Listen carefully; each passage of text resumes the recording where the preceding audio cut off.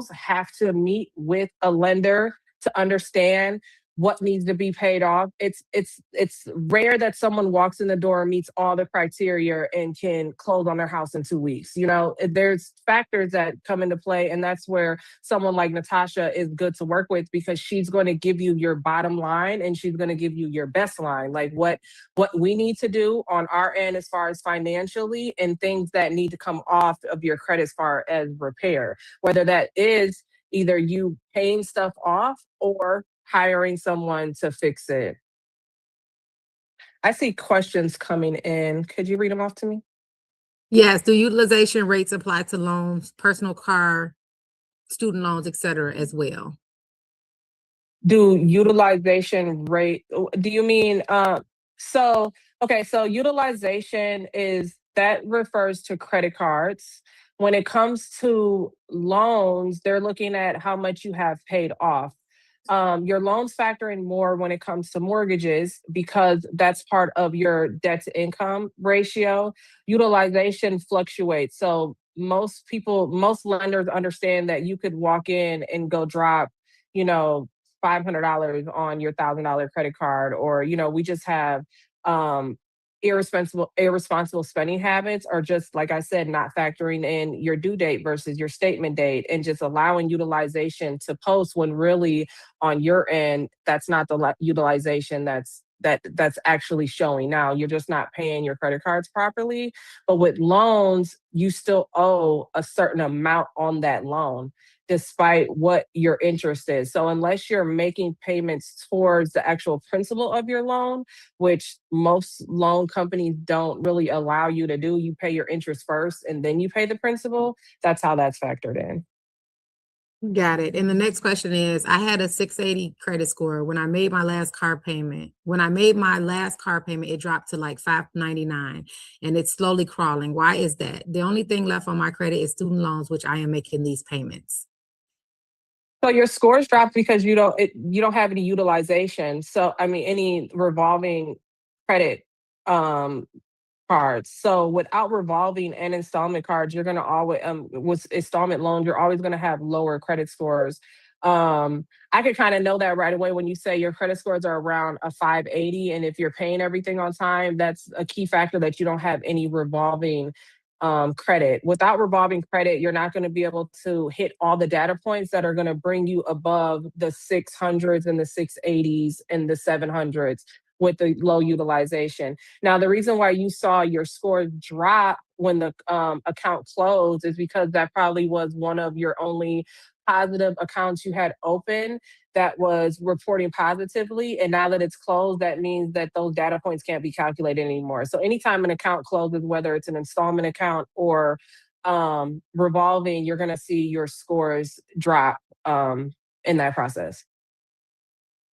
Got it. And then what would you say to her as someone who just paid their car off, and congratulations, try to keep it paid off and purchase the house before you buy another car? Hint, no. But what would you recommend to her to get her score? Because 599, that's great. I could get you a mortgage, but with the 640, I can probably get her 15,000 in down payment assistance and a much lower interest rate. So what would you say to her with no credit to be able to build back to get that at least 640 or that 680 back? So the website that I love to use is Credit Strong, and Credit Strong has a program that's called Credit Strong Revolve Plus and Credit Strong Revolve Pro.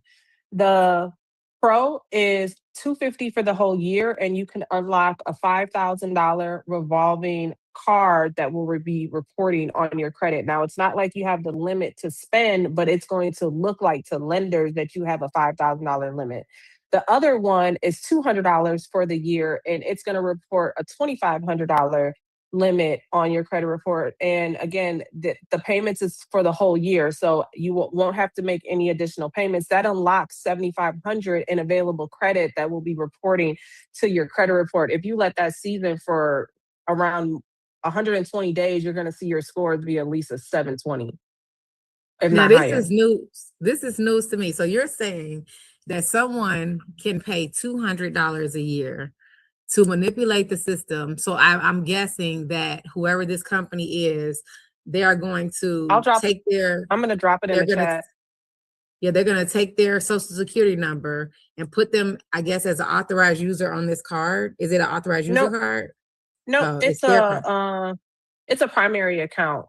So So they're gonna there's report a trade line, but they're just not gonna let them use it. yep. That is a So good business. yeah. That's a business. So there's a lot of different credit builder accounts out there.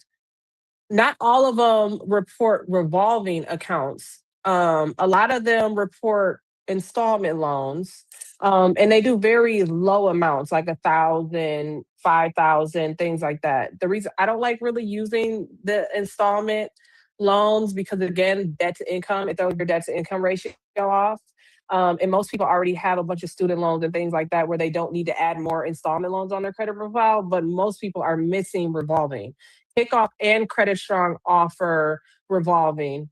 Credit Strong just offers the higher limit. So I like comparable. So it makes sense to me for you to pay $250, have a $5,000 credit limit reporting. You let that season. Then if you were to go to even apply for another credit card, at least you're going to get approved for $5,000 or more. Because again, lenders are going to base things off of comparables instead of you going to a credit card company that doesn't mind dealing with people with bad credit, but they're going to give you a credit card with a $300 limit. The annual fee on that card is going to be $98. They're going to take their $98 before the card even ships. So when you get the card, you really only have $220 to spend on it. And when you even use that to build credit, yes, you can have a 720 credit score with that credit card too.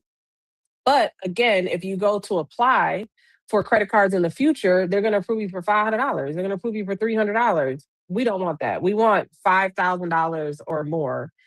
And even getting into like business funding and things like that, you need higher limits to be able to qualify for better opportunities like that. Got it. And just another, just to expand on that, if they didn't go that route, would you recommend them, like if they had a significant other or someone who, a mom or dad, do you recommend them just going on their cards as an authorized user and or just opening a new credit card? I know sometimes when I started, Capital One was the easier way to get approved. For a little $300 or $500 card, would you recommend that they try to get some type of credit for themselves to build so they don't have to stay into that relationship with that other person? So in today's credit economy, authorized users are not enough. If you're looking to get approved for more funding outside of a mortgage or just raising your scores, you need at least 5 to 8 primary accounts reporting. Those primaries need to be in your name. You need to be the one responsible for them. They can't be authorized users. Authorized user accounts don't hold as much weight. They will increase your scores, but when lenders look at your credit profile, they're going to say you don't have your profile's too thin. Basically, they're going to say that you don't have enough accounts that you're solely responsible for us to feel comfortable with lending you or approving you for any X amount. Authorized users really are only good for like if you're trying to go get a car and you want a lower interest rate, or if you're trying to get an apartment because apartments only care about you not having collections and charge-offs, and they're using just Vantage scores models where they just look at your daily snapshot. They don't really care about everything that's on your credit profile. But when it comes to mortgages, credit cards, personal loans, business funding, you want to build a strong, solid credit profile. And the only reason, me personally, I never recommend people to get those low limit credit cards because it doesn't benefit you. It benefits you short term, but long term, you're going to have a low limit credit card that's going to stay a low limit that you're never going to really be able to close. Because if you close it, it's going to mess up your credit. It's going to mess up it's going to drop your credit scores. And then now that banks are basing things off of comparables, I personally just wouldn't want a card that was $300 on my credit report. I spend 6, 8 months growing my credit scores. And now when I go apply at Bank of America approves me for $500. But I'm seeing John just got approved for $15,000. I want $15,000, I don't want $500. So No, ma'am. that's why I wouldn't do it. So I just think So, there's so more you're saying, strategic ways. are you saying with the 15? I'm sorry. Are you saying with the 15? So once they get these authorized, once they get these accounts on their credit, that's when they should go for the higher amounts. So during that time of doing the credit plan, what you're recommending is pay the yearly fee to have access to this account, which will improve the scores. And then once the score is approved, go get your own credit. Go get your Don't own settle credit for card. $300 cards. Now you need Yes. 10 $300 cards just to get Yes. a pack of donuts in this Yes. market. Yes. That's what I'm saying. So, Just okay, let I you never you heard that strategy. yeah, So that's utilize some news to me credit too. builder accounts, and I dropped it in the chat, and then 6 months from now, if you go to apply for a credit card, like I said, at least they're going to give you 2,500. At least they'll give you 2,500, but most companies are going to compare. They're going to match that, and they're going to do $5,000 or more. Got it. And we have a lot of, so we do, and Colleen just showed me how to do it myself today, but we do what's called a credit plan for our clients. So if your credit score is between 560 and above, we do what's called a credit plan. When do you feel like a client should bypass the credit plan? When would you say they need a credit plan from a loan officer where they can fix their score on their own through a rapid rescore situation versus real credit repair, which is what you offer?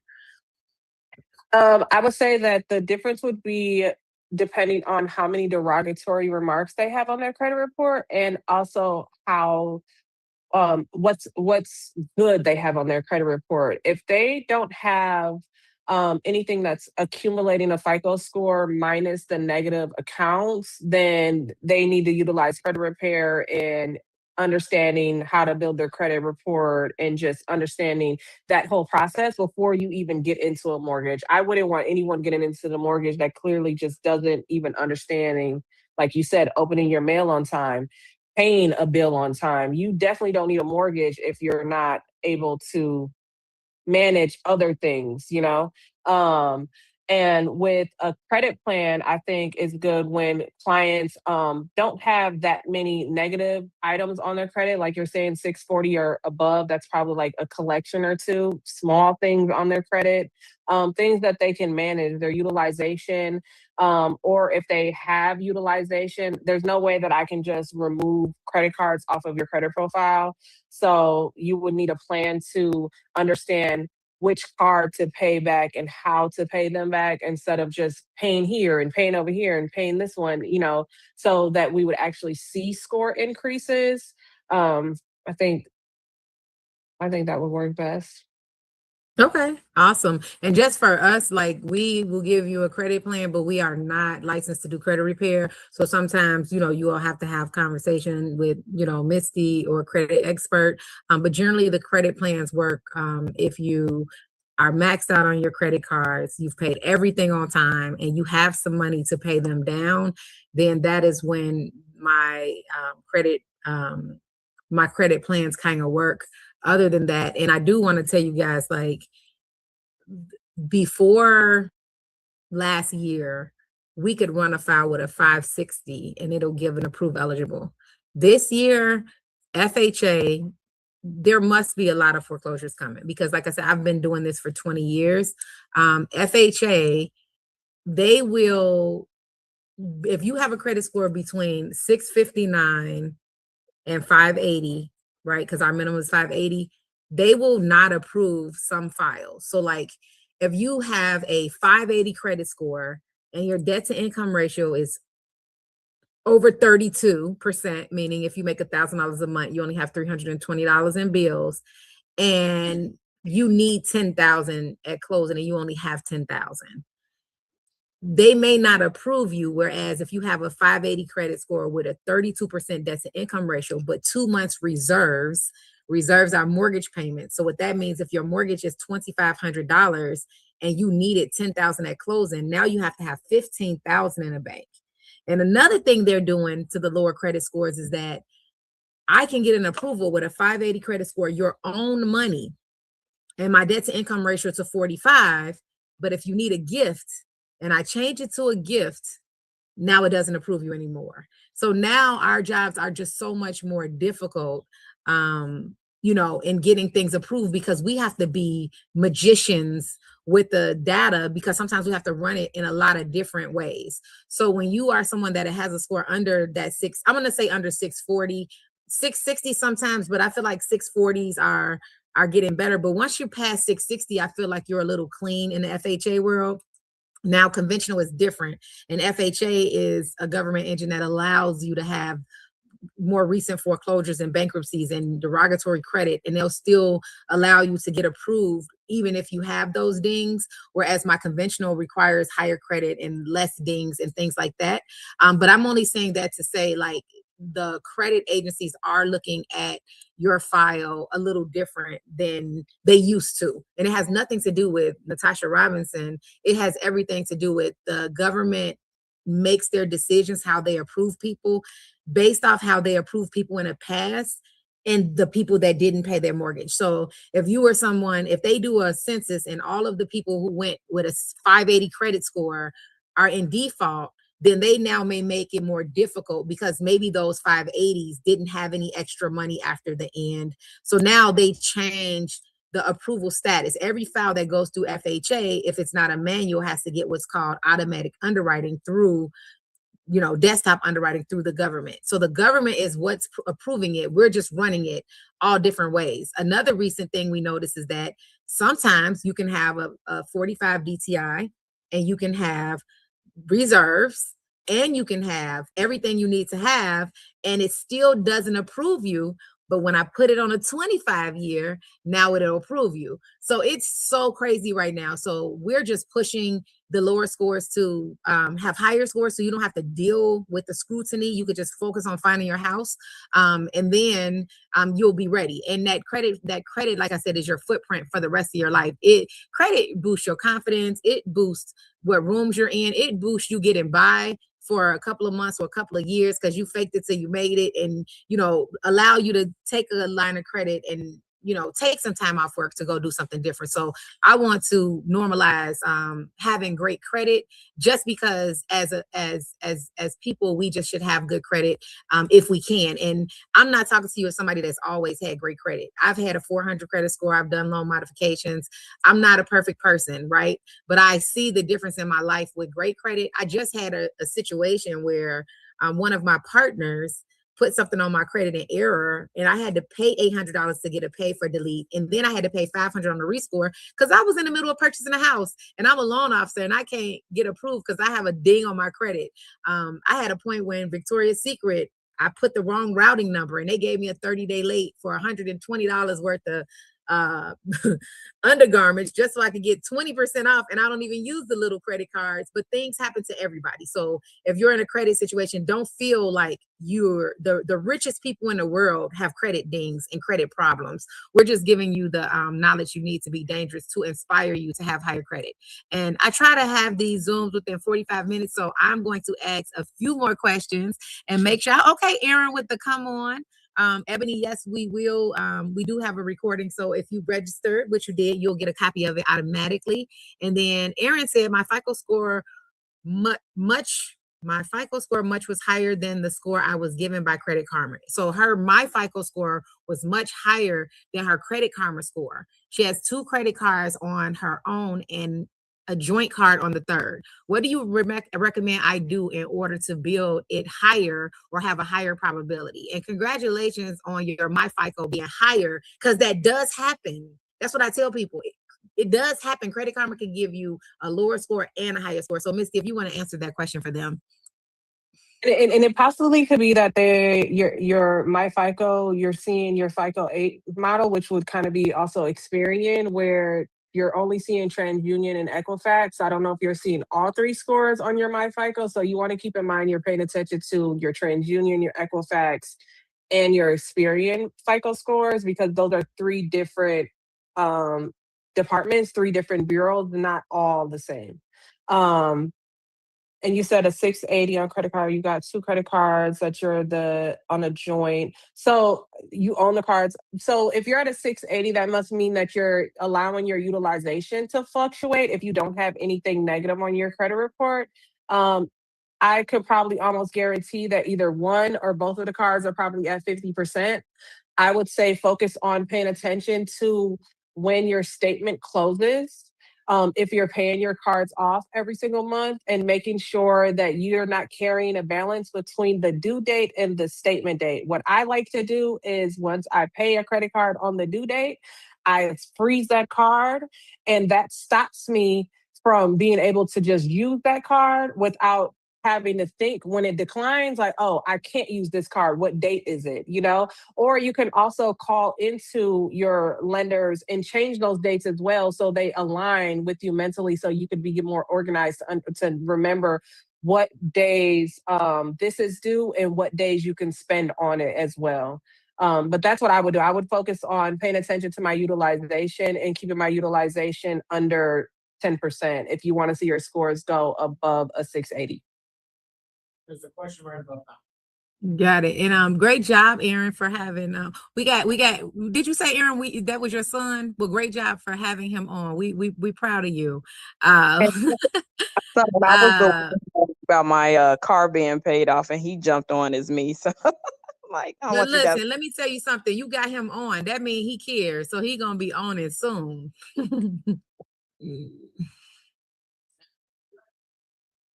I'm looking for is utilization calculated per card or overall? Utilization is calculated per card and overall. So it's calculated each card. You'll see that it's going to give you a calculation of what card, how much is used on that card. And that one card can drop your score. You can have 5 cards. You can have one card that's maxed out, and that card can drop your scores below a 500, even if it's just only one card.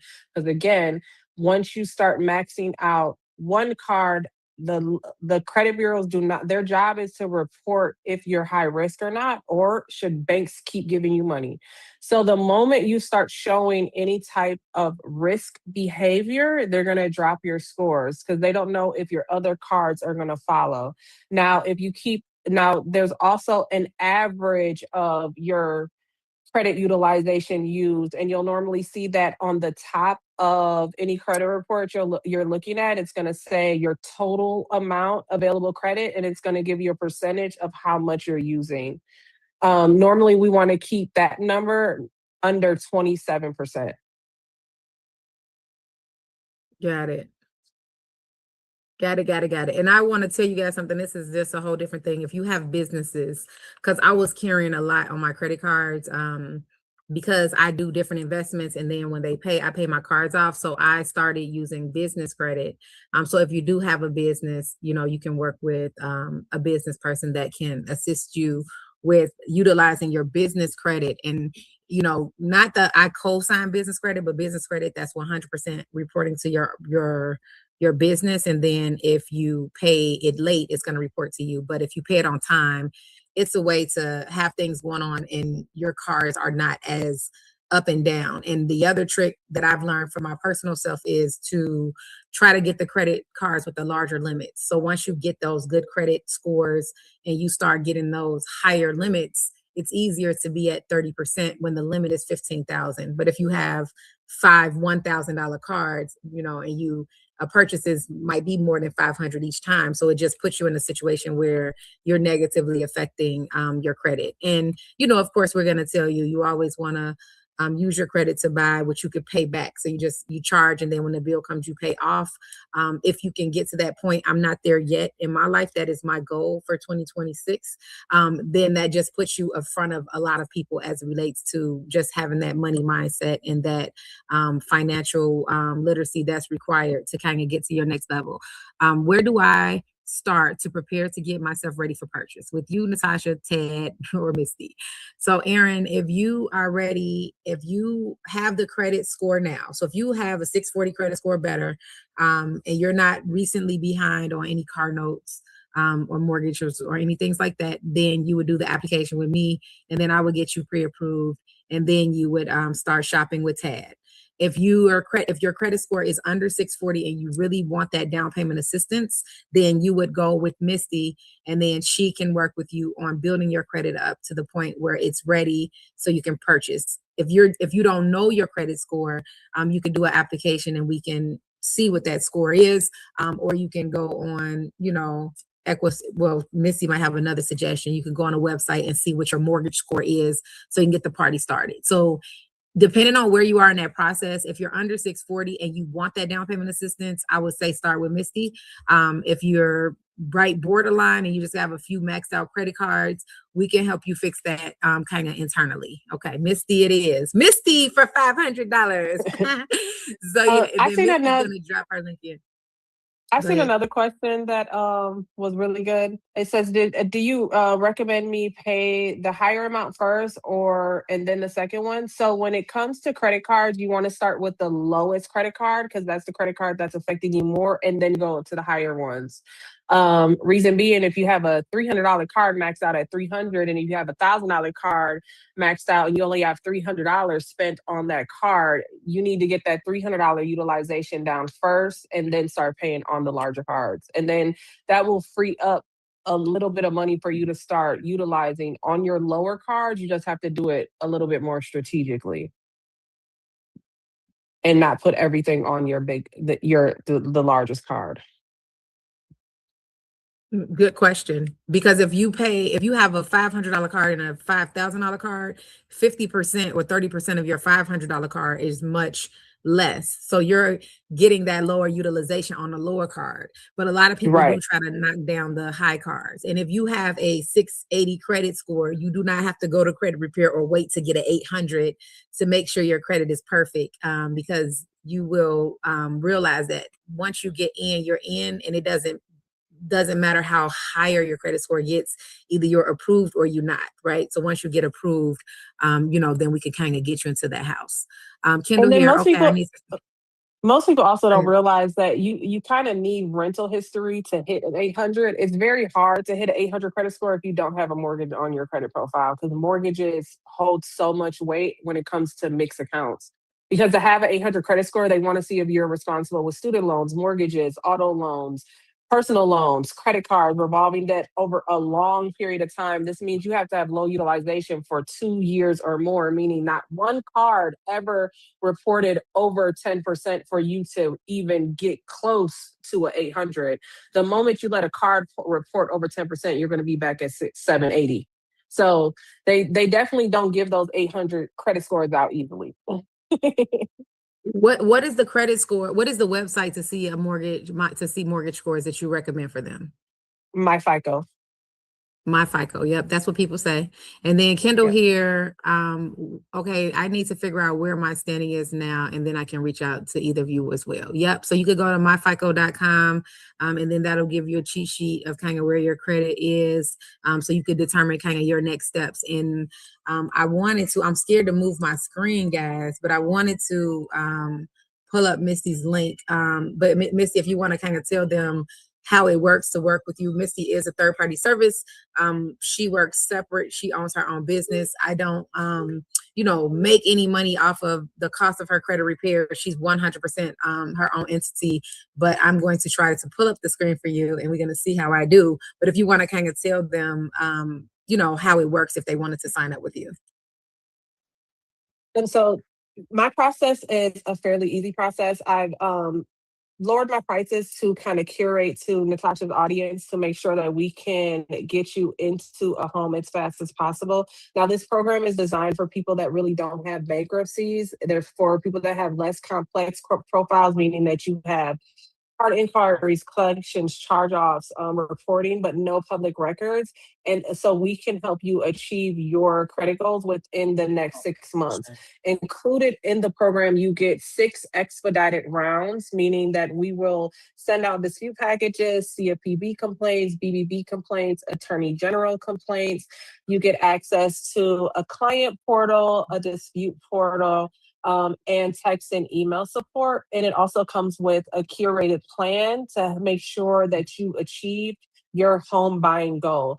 Meaning that I'm going to look at your credit report. I'm going to do my best. I'm not a financial advisor, but I'm well educated enough to kind of know the numbers and how to kind of calculate things. So based off of what you tell me your personal income is, I can gauge what needs to be paid down. I can help you arrange a utilization payment plan if you have credit cards, and just kind of help clear out the madness in your head so you can go for a pre-approval within the next 6 months. The program is just $497. You can either pay up front. Some people prefer to pay up front, or you can enroll with just $300 down.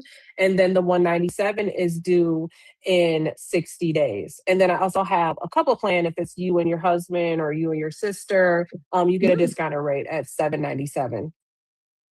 Got it.